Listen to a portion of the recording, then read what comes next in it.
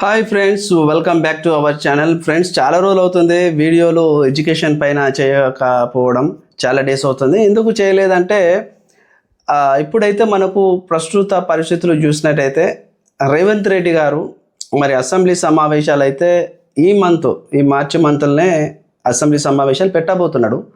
Assembly సమావేశాలల్లో మరి ఆయన బడ్జెట్లో మరి అప్కమింగ్ నోటిఫికేషన్తో సహా అలానే ప్రభుత్వ ఉద్యోగులకు ఒక బడ్జెట్ అయితే పర్టికులర్గా కేటాయించబోతాడు. దాన్ని బట్టి మనకు నోటిఫికేషన్స్ ఏప్రిల్ ఆర్ మేలో వస్తాయా రావా అనేది నేను అంచనా చెప్పగలుగుతా. అయితే ఇప్పుడు చూసినట్టయితే మన నిరుద్యోగ సోదరులందరూ కూడా మిలియన్ మార్చ్ అనే ప్రోగ్రామ్ను తీసుకున్నారు. ఈరోజు మిలియన్ మార్చ్ అనే ప్రోగ్రామ్ చేసినారు. అయితే అది సక్సెస్ అయిందా ఫెయిల్ అయిందా అనే విషయాన్ని పక్కన పెడితే వాళ్ళు ఒక మంచి కాన్సెప్ట్ అయితే తీసుకున్నారు. మన నిరుద్యోగుల కోసం చాలా ఫైట్ చేస్తున్నారు. ఇటు పోలీస్ నోటిఫికేషన్ వేయలేదని పోలీస్ అభ్యర్థులందరూ కూడా ఉద్యోగార్థులందరూ కూడా వాళ్ళు చేసినారు. మిగతా నోటిఫికేషన్ అన్నిటి కోసం అశోక్ సార్ ఆధ్వర్యంలో జరిగింది. అయితే మరి వీళ్ళు ఇన్ని రోజుల నుండి దగ్గర ఒక సంవత్సరంన్నర నుండి వీళ్ళందరూ కూడా రోడ్లకి ధర్నాలు చేస్తున్నారు. రేవంత్ రెడ్డి నోటిఫికేషన్స్ వేయాలి, ప్రజాపాలనలో నిరుద్యోగులకు 2 లక్షల ఉద్యోగాలు ఇస్తానో మాట తప్పినామని వీళ్ళు చాలా ఫైట్ చేస్తున్నారు. మరి రేవంత్ రెడ్డి ఎందుకు వీళ్ళ ధర్నాలను వీరు చేస్తున్న నిరసన కార్యక్రమాలు చూసి నోటిఫికేషన్ వేస్తలేడు అనే విషయాన్ని ఈరోజు నేను కులంకుశనంగా ఎక్స్ప్లెయిన్ చేయబోతున్నాను. వీడియో మొదటి నుండి చివరి వరకు చూడండి. వీడియో మీకు నచ్చితే లైక్ చేయండి, కామెంట్ చేయండి. మెయిన్గా రేవంత్ రెడ్డి గారు ఎందుకు వీళ్ళు ఇంత ఘనంగా అరుస్తూ ఇంత ఘనంగా లుల్లు పెడుతూ ధర్నాలు చేసినా, రాస్తాకోలు చేసినా, నిరసన కార్యక్రమాలు చేసినా పట్టించుకోవడం లేదంటే ఇక్కడ జరిగిన మెయిన్ మిస్టేక్ ఏంటంటే first of all Revanth Reddy గారికి అనుకూలంగా ఉన్న క్యాండిడేట్ అనే వీళ్ళు ఈ యొక్క ధర్నాలో ఇన్వాల్వ్మెంట్ చేస్తున్నారు. మెయిన్గా యూట్యూబ్ ఛానల్స్ కూడా అవన్నీ కూడా ఒకప్పుడు రేవంత్ రెడ్డికి జిందాబాద్ ఆహాబో అని కొట్టిన ఛానల్స్నే కలిసి వీళ్ళు పోయి అప్రోచ్ అవ్వడం, దానికి మద్దతు ఇవ్వండి, మేము చేస్తున్న కార్యక్రమం మద్దతు ఇవ్వండి అని వీళ్ళు అడగడం, అది మెయిన్గా ఫస్ట్ మైనస్ పాయింట్. ఇప్పుడు ఎవరైతే పెద్ద వాళ్ళందరూ రోడ్లకి నిరుద్యోగుల పక్షాన పోరాడుతున్నామో మాట్లాడుతున్నామో, నిరుద్యోగులకు 2 లక్షల ఉద్యోగాలు ఇస్తానన్నారు, వేడిచ్చినో ఇవ్వలేదా అని చెప్పేసి మాట్లాడుతున్నారు కదా, వీళ్ళంతా 2023 సంవత్సరం జనరల్ ఎలక్షన్లో కాంగ్రెస్ పార్టీకి ఫేవరబుల్గా వర్క్ చేసిన వాళ్ళే.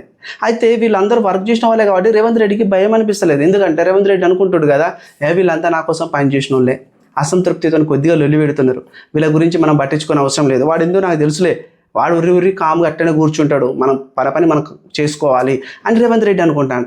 కానీ ఇంకోటి ఏం తెలుసా, అంతకుముందు బీఆర్ఎస్ ఉన్నప్పుడు రేవంత్ రెడ్డి అపోజిషన్లో ఉన్నప్పుడు, కేసీఆర్ ముఖ్యమంత్రిగా ఉన్నప్పుడు చిన్నగా ఎక్కడన్నా రాష్ట్రంలో నిరుద్యోగులు అలజడి, ఇట్లా నోటిఫికేషన్స్ కావాలి, ఎగ్జామ్స్కి టైం కావాలి, పోస్ట్పోన్ చేయండి అంటే ఎమ్మటే కేసీఆర్ స్పందించి నోటిఫికేషన్స్ వేయడము, లేకపోయి ఉంటే ఎగ్జామ్ డేట్స్ కొద్దిగా అటు ఇటు జరిపి టైం చదువుకోవడానికి ఇవ్వడము జరిగేది. కానీ రేవంత్ రెడ్డి అధికారంలోకి వచ్చిన తర్వాత నిరుద్యోగులు అంటేనే భయపడతలేడు ఆయన. ఫస్ట్ ఆఫ్ ఆల్ నిరుద్యోగులు ఏ మూమెంట్ తీసుకున్నా కానీ భయపడట్లేదు. ఎందుకు? ఆ భయాన్ని మనమే తీసేసినాం కాబట్టి. అసలు లెక్కకు ఏ ప్రభుత్వమైనా నిరుద్యోగులు అంటే భయపడుతుంది, కానీ రేవంత్ రెడ్డి భయపడతలేడు. ఎందుకు? రేవంత్ రెడ్డి అనుచరులు ఎవరైతే ఉంటారో రేవంత్ రెడ్డికి మొత్తం సపోర్ట్ చేసిన వాళ్ళు వీళ్ళంతా కూడా ఒకప్పుడు వీళ్ళందరూ కూడా రేవంత్ రెడ్డి అధికారం రావాలని ఊరూరా గ్రామాన తిరిగి పల్లె తిరిగి ముక్కు మూతి గడ్డం పట్టుకొని ఓట్లు ఇప్పించిన వాళ్ళే. అప్పుడు మీరు కనుక రేవంత్ రెడ్డికి సపోర్ట్ చేయకుంటుండి అప్పటికెళ్ళే రేవంత్ రెడ్డిని మీరు వ్యతిరేకించుకుంటుంటే ఇప్పటి వరకు అలాంటి కార్యక్రమాలు చేస్తే రేవంత్ రెడ్డి ఖచ్చితంగా భయపడు, ఆయన ఒంట్లో వణుకుబుట్టు. రేవంత్ రెడ్డి అసలు భయపడట్లేదు. రేవంత్ రెడ్డి భయపడకపోవడానికి ప్రధాన కారణం ఏంటంటే ఇలాంటి మిస్టేక్సే. వీళ్ళందరూ ఒకప్పుడు రేవంత్ రెడ్డి జిందాబాద్, కేసీఆర్కి అసలైన దొరికిండు, కేసీఆర్ని గద్దె దించాలి, రేవంత్ రెడ్డిని గెలిపించాలి, రేవంత్ రెడ్డి గెలిస్తే బాగుంటుంది, రేవంత్ రెడ్డి గెలిస్తే 2 లక్షల ఉద్యోగాలు వస్తాయి, రేవంత్ రెడ్డి అయితే అందరి బతుకులు మారుతాయి అని ఇలాంటి మాటలు మాట్లాడడం వలన రేవంత్ రెడ్డికి వీళ్ళంతా కూడా ఒకప్పటికి పాత మనుషులే, పరిచయం ఉన్న మనుషులే. కాబట్టి రేవంత్ రెడ్డి భయపడట్లేదు. దీంట్లో మన నిరుద్యోగులందరూ కూడా పాపం తెలుసుకోలేక వీళ్ళందరూ కూడా ఆశపడుతూ ఏజ్ బార్ అయిపోతుంది, ఉద్యోగ నోటిఫికేషన్స్ లేవు అనే బాధతో వీళ్ళందరూ ఇలాంటి నాయకులను ముందర పెట్టుకొని, ఇలాంటి వ్యక్తులను ముందర పెట్టుకొని ప్రయాణం చేస్తాను. వీళ్ళు ఎంత ప్రయాణం చేసినా, ఎంతో మొత్తుకున్నా కానీ రేవంత్ రెడ్డి ఇస్సమంతా కూడా భయపడతలేడు. ఇస్సమంతా కూడా చిన్నగా ఒక చిన్న ఆలోచన కూడా చేస్తలేడు నిరుద్యోగులకు ఉద్యోగ నోటిఫికేషన్లు ఇవ్వాలని. చూసినట్టుగా మొన్నదాకా ఇప్పుడు కొత్త జీవో తీసుకొచ్చి డిగ్రీ కాలేజ్ లెక్చరర్స్ యొక్క నియామకాల పరీక్ష సిలబసే మార్చేశారు.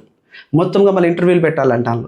మళ్ళీ ఇంకోటి ఒక విషయం ఏంటంటే అవుట్సోర్సింగ్లో 7,000 మంది ఉన్నతాధికారుల జీతాలు తీసుకుంటారంట. అంటే ఆల్రెడీ వాళ్ళు గవర్నమెంట్ ఎంప్లాయీస్, వాళ్ళు పెద్ద పెద్ద స్థాయిలో ఉన్న ఉన్నతమైన ఉద్యోగులంట. వాళ్ళు 7,000 మందిది, అంటే 7,000 అవుట్సోర్సింగ్ ఉద్యోగుల యొక్క శాలరీలు ఈ ఉన్నతాధికారులు తీసుకుంటారట. ఫేక్ నేమ్స్తోని, ఫేక్ అకౌంట్స్తోని మొత్తం ఖజానా సొమ్ము మొత్తం ఖాళీ చేస్తానట. ఇదంతా ఫోరెన్సిక్స్ ఆడిట్లో దొరికింది ఇదంతా. అంటే ప్రభుత్వంలో ఉన్న పెద్దలే ఇవన్నీ కథలు పడుతున్నారు. ఇంకో పెద్ద జోక్ ఏంటంటే చెప్పేది, మొన్నటి వరకు మన ఇది ఉంది కదా, మన ఆర్టీఓ ఆఫీస్, ఈ ఆర్టీఓ డిపార్ట్మెంట్లో ఏమైందంటే ప్రమోషన్స్ అవుతలేవు, రెగ్యులర్ నోటిఫికేషన్స్ వస్తలేవు. ఎందుకు వస్తలేవు అని చెప్పేసి ప్రభుత్వం ఎన్నిసార్లు అడిగినా కూడా వాళ్ళు అసలే అన్ని ఖాళీలు ఎప్పుడు ఇవ్వలేదంట. ఎందుకంటే వీళ్ళ ప్రమోషన్ వల్ల కొన్ని కోర్టు కేసులు ఉన్నాయి. మొన్న క్లియర్ అయిపోయింది. దాంట్లో కొన్ని పోస్టులు ఒక 123, 110 పోస్టులు ఉన్నాయని చెప్పేసి కూడా బయటకు వచ్చింది. అవి రిక్రూట్మెంట్ చేస్తలేరు, అవి కూడా నోటిఫికేషన్లో ఉన్నాయి భాగంగానే. మన బీట్ ఆఫీసర్స్ ఎప్పుడో రేవంత్ రెడ్డి కంటే ముందే మన కేసీఆర్ బీట్ ఆఫీసర్స్ నోటిఫికేషన్ ఇచ్చి పెట్టిండు. 1350 పోస్టులు, ఇంతవరకు దాన్ని దిక్కులేదు దిశలేదు. 18,000 పోలీస్ కానిస్టేబుల్ నోటిఫికేషన్ క్లియర్ కట్గా ఉంది, అది కూడా దిక్కులేదు దిశలేదు. మరి మొన్నటిదాకా పేపర్ అద్రగొట్టినాయి, జీపీఓ డైరెక్ట్ రిక్రూట్మెంట్ అన్నారు. మరి జీపీఓ కూడా అటకెక్కింది. ఇట్లా చెప్పుకుంటూ పోతే అంతా కూడా నిరుద్యోగులు ఇంకా పాపం ఆకాశం వైపు రైతన్నలు వర్షం చినుకుల కోసం సీజన్లో ఎట్లా చూస్తారో ఖరీఫ్ సీజన్లో ఆశగా, ఇప్పుడు రేవంత్ రెడ్డి వైపు తెలంగాణ నిరుద్యోగులందరూ ఆశగా ఎదురు చూస్తారు. రేవంత్ రెడ్డి మొన్న రీసెంట్గా ఒక మాట మాట్లాడి తెలంగాణ ఎకానమీ పైన, నిజంగా ఇది విన్నట్టయితే మీ గుండెల్లో వణుకు పుడుతుంది. మీరు భయపడతారు, నిజంగా అబ్బా నోటిఫికేషన్లు వస్తావా రావా, వీడు ఇస్తాడా అయ్యారా బాబు, ఎందుకు తలకాయ నొప్పి అని చెప్పేసి మీరు అనుకుంటారు. నిజంగా చెప్తున్నా నేను. ఎందుకంటే రేవంత్ రెడ్డి ఒక మాట ఏం మాట్లాడింది తెలుసా, రిటైర్ అయ్యే ప్రభుత్వ ఉద్యోగులకు ₹1,00,00,000 డబ్బులు మేము ఇవ్వాలి, డబ్బులు లేవు ఖజానాలా. ఇప్పుడు సంవత్సరానికి 1,000 కోట్ల రూపాయలట. సంవత్సరానికి కాదు, నెలకి 1,000 కోట్లట. ఒక నెలలో 1,000 మంది ఉద్యోగులు రిటైర్మెంట్ అవుతున్నారంట. వాళ్ళకి వచ్చే బెనిఫిట్స్ అట ఒక్కరికి ₹1,00,00,000 అంట. అంటే తెలంగాణ రాష్ట్రంలో ఒక్క నెలలో 1,000 మంది ప్రభుత్వ ఉద్యోగులు రిటైర్మెంట్ అయిపోతుంటే వాళ్ళకి వచ్చే బెనిఫిట్స్ 1,000 కోట్లు ఇవ్వాలంట. ఆయన అంటాడు, నా దగ్గర ఖజానాలో డబ్బులు లేవు, రిటైర్మెంట్ అయిపోతున్నారు ఉద్యోగులు, వాళ్ళకు 1,000 కోట్ల వరకు ఇవ్వాలి ప్రతి నెల, డబ్బులు లేక నేను ఆపుతున్నా, ఒక్కొక్కరికి టోకెన్లు ఇస్తున్నా, 2027 వరకు కొందరిని, 2028 వరకు కొందరిని, ఇట్లా ఆపుకుంటూ వస్తున్నా అంటున్నాడు. అంటే ఆయన ఎందుకు ఆపుతున్నాడు తెలుసా, మీకు అర్థమవ్వట్లేదు. మళ్ళీ నెక్స్ట్ వచ్చే ప్రభుత్వం ఎవడున్నా కానీ వాని మీదకే ఇది వేస్తాడనమాట. ఇప్పుడు చాలామంది నిరుద్యోగులు అందరూ ఏమనుకుంటారంటే, ఉద్యోగం సాధించిన తర్వాత ఒక సెక్యూరిటీ లైఫ్ ఉంటుంది, మంచి జీవితం ఉంటుంది, దిగిపోయినాక ₹1,00,00,000 డబ్బులు వస్తాయి అనుకుంటాను. కానీ దిగిపోయినాక కూడా వాళ్ళకు ₹1,00,00,000 డబ్బులు రావాలంటే, వాళ్ళ పైసలు కలెక్ట్ చేసుకోవాలంటే పర్సెంటేజ్లు అడుగుతారంట. ఎంతో తెలుసా, 30% అంట. అంటే ₹1,00,00,000 ₹30 లక్షలు మరి ముడుపులు చెల్లించుకుంటే తప్ప ₹70 లక్షల చేతికి వచ్చే పరిస్థితి లేదని చెప్పేసి వాళ్ళే అంటారు. అంటే ఇదంతా చూసినట్టయితే తెలంగాణ రాష్ట్రంలో మరి నిరుద్యోగుల పరిస్థితి ఏంటన్నా, మొన్నటిదాకా ఉద్యోగాల నోటిఫికేషన్లు వస్తాయని చెప్పిన ఇప్పుడు రావని చెప్తున్నావా ఏందని. నేను రావని చెప్పట్లేదు, రావడానికి ఆలస్యం కావచ్చు.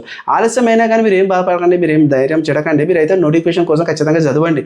ఎందుకంటే ఎప్పుడైనా పక్కా వస్తాయి, కానీ టైం అయితే మన దగ్గర లేదు ఎప్పుడైనా చెప్పడానికి. ఏమైనా కానీ మొత్తానికి అయితే రేవంత్ రెడ్డి గురించి అయితే మీకైతే తెలియదు అయితే లేదబ్బా. రేవంత్ రెడ్డి అయితే అసలు భయపడట్లేదు. మీరు ఎన్నైనా చూసుకుంటారా ధర్నాలు అవన్నీ కూడా, నేను అసలు భయపడేదే లేదు, నా పని చేసుకుంటా అనుకుంటాడు మెయిన్గా.